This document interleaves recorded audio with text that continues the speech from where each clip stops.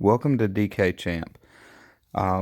For those of you that have followed me before, thanks for continuing to watch. And those of you that are new, basically what I do is I go through each position on the weekly slate and I show you the picks that I think will be good picks for this week.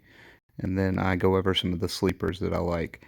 So these are tournament picks. These are not for your cash games. These are games that these players could, if put together in the right lineup, could go off and you could have a very good lineup. They are not supposed to be for cash games. I play different players for the cash games. So for GPPs, you want to try to get low ownership with a lot of reward and put the right guys together. So just follow along with what I have here. And for quarterback position, I think Baker Mayfield is going to have a pretty good game. I don't think he'll be very highly owned, but with Odell on his side, I think it could be a pretty good game for him at Cleveland. It should free up some catches for Landry as well. So Baker Mayfield, I think, is a good pick here this week. Moving down, the rest of these guys are, I think, just kind of like your cash picks. I think they're good players, but I don't know if they'll have the value for GPP until we get down to Dak Prescott. I think he'll have a lot to prove going up for a renewal in his contract. I think he'll play very well against the Giants. He usually does. And I am a Dallas fan, so you can take that into account too. Moving on down, Kyler Murray will be one. I think he'll have a little bit slightly higher ownership than what you would want for a sleeper pick, but I think he'll be a good option for you at quarterback. The rest of these guys are just kind of, once again, just your hit or miss. So we'll go back and go to running backs. I really like Ezekiel Elliott after signing the big contract. I know a lot of people won't pay up for him at 92. I don't like Barkley just because I don't think he'll get the touches that he'll normally get in a Dallas game that's going to be a very slow-paced game. I think you should fade Barkley this week. So moving down, I like David Johnson as a good pick. I like Chubb as a good pick here. One of my favorite picks this week is Fournette. I think he'll get a lot of touches, and I think that he can capitalize on those. And then we'll scroll down. Average plays here. I think Drake is a really good pick here. I think he's going to get a ton of touches in this game, and for 47, I think it's definitely worth the risk as putting him in your GPPs.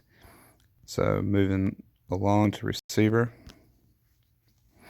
I like Odell a lot, but you just don't really know week to week what he's going to look like. Mike Evans, I like him as well. Moving through, most of these guys are just good picks for your cash games.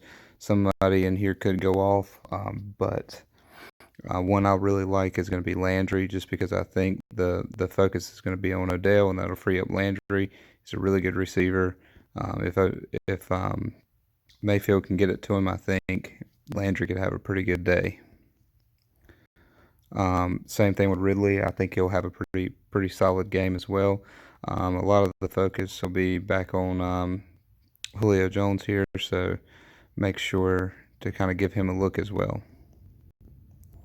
Scrolling down, once again, mediocre picks.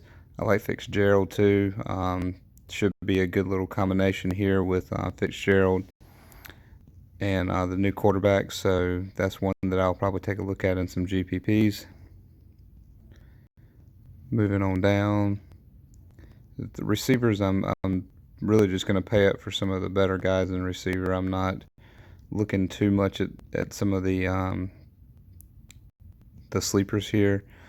I've heard a lot of different names, but I'm just not impressed with what I see. So I'm just going to kind of skip over that part. Any of these guys, could produce, but I'm just not comfortable putting anyone in my lineup. So I'd rather pay up for a receiver that I think can reach value. I don't know if I'll be able to. I think I'll get value with my other picks. So I'm going to probably pay up for your receivers there. Tight end is one of my favorite positions this week. You don't have to pay a lot of money to get a good tight end. Henry at 39 is pretty solid. Njoku at 37 is going to be a good one. And I think if you really wanted to try to do a punt play, you could do Randolph. playing against Atlanta, I think he could definitely have a pretty solid game. Greg Olson is a really good pick, and then Hooper being a really good pick. So all of these guys, I'll probably play two of these guys in each one of my lineups. I'll put one in the slot for my tight end, and then I'll put one in for my slot player. So I'll be more than likely playing two tight ends in every contest because I think these guys will easily reach their value, and it'll free up some money for me to pay up for my receivers. So flex, we've covered all these already. Go to defense. I really like the Ravens against Miami. I think that'll be pretty much the one that I'll be sticking with the most. I have it in about 80% of my GPPs. If you wanted to go down for a sleeper, I think Dallas is a pretty good sleeper. I think they're more up here at the top. Yeah, so 35 is not too bad. As far as getting down into the $2,000 range, it's just I think Tampa Bay would be a decent option. The rest of these are just, I think you have a pretty good shot of picking any of them down here in the 2000 if you wanted to, but I feel like you could easily make your money on the Cowboys and the Ravens. So a lot of people are talking about the Browns. I'm not too fond of that until I see evidence of it. So that's kind of what I'm rolling with for this week. So take a look at your lineup, see if you like them. Please leave some comments below of what you like, and I'll post some of the individual game information later on this weekend. So good luck this week.